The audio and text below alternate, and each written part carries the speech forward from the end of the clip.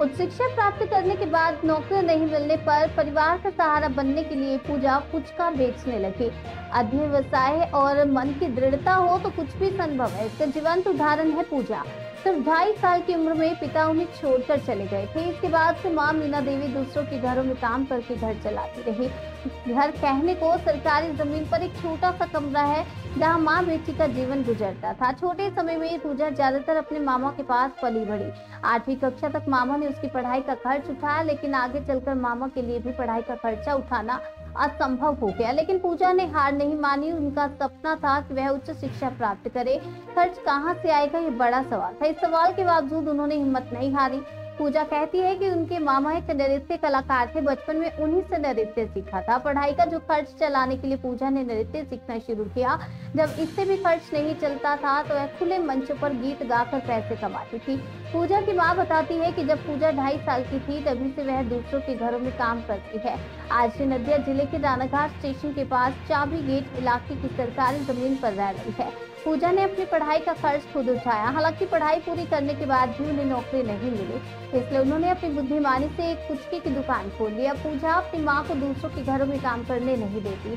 पूजा ने पुचका बेचने के लिए एक गाड़ी भी बनवाई है और हर दिन घर से गाड़ी तैयार करके रानाघाट शहर के स्वामी विवेकानंद रोड के किनारे पुचका बेचती हैं।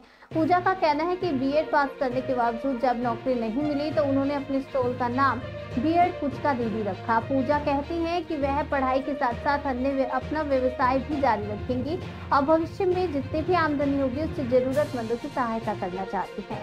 ग्राहक कहते हैं दीदी को देखकर कई लड़कियां प्रेरित होंगी कि ईमानदारी से काम करने में कोई शर्म नहीं।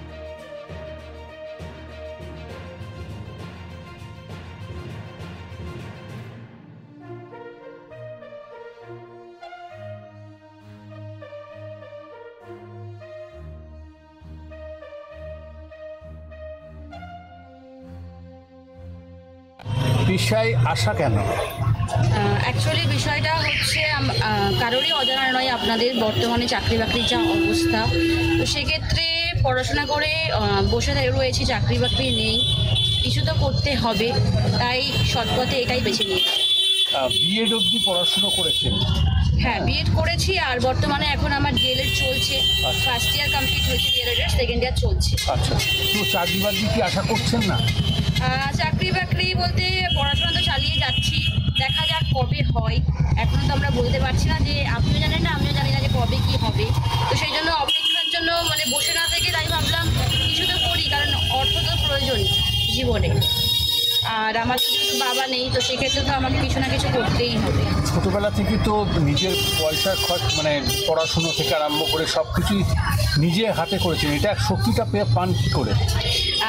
এই শক্তি বলতে একদম যখন আমার 2.5 বছর বয়স তখনই মামা বাড়িতে চলে আসি। তারপর থেকে সবটাই হচ্ছে মামা ক্লাস 8 অবধি পড়াশোনা করিয়েছিলেন। করানোর পরে মামা বলেছিল আর আমার দ্বারা সম্ভব হচ্ছে না, যদি পড়াশোনা করতে হয় নিজেকে কিছু করতে হবে। তো তখন থেকেই আমার ক্লাস 8 থেকেই আমার কাজ মানে উপার্জন করা শুরু। সেটা হচ্ছে প্রথমে আমি নৃত্যশিল্পী ছিলাম, শুধু নাচ শেখাতাম।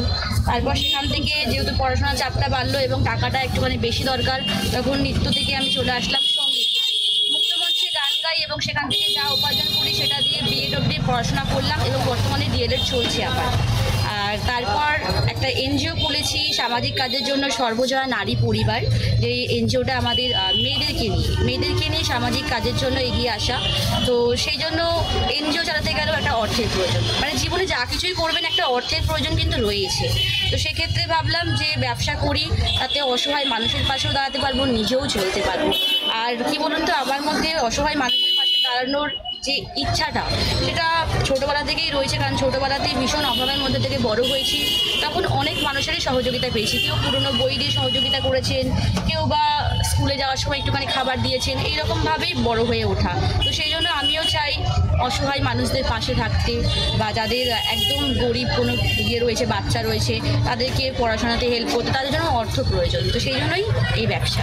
আমি শুনলাম যে আপনি রানাঘাটেরও মেয়ে এবং অস্মিতার জন্য আপনি অস্মিকার জন্য আমি জীবন ভান্ডার শুরু করেছিলাম। রাস্তায় রাস্তায় সাধারণ খেটে খাওয়া মানুষের কাছ থেকে অর্থ সংগ্রহ করে আমি অস্মিকার চিকিৎসার জন্য অনেকটাই অর্থ সংগ্রহ করে তুলে দিতে পেরেছি। আর এখন অবধি অস্মিকার ইঞ্জেকশন পাইনি, এখন অবধি অস্মিকার পাশে আছি এবং আমার এই যে স্টলটা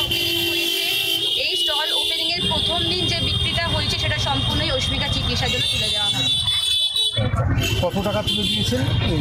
আমি এখনো তুলে দিই, মানে আগে যেটা তুলে দিচ্ছি সেটা হচ্ছে জীবন ভান্ডারের মাধ্যমে প্রায় 2 লক্ষ টাকার উপরে তুলে দিয়েছি। আর আমার যে দোকান স্টল ওপেনিং হয়েছে সেই টাকাটা আমি এখন তুলে দিই, যেহেতু পরপর দোকান চলছে, আমি সময় পাচ্ছি না, সেই টাকাটা হয়েছে। সেদিনকে আমার 1210 টাকা বিক্রি হয়েছিল। ওটা তুলে দেবেন? হ্যাঁ। আপনার নাম?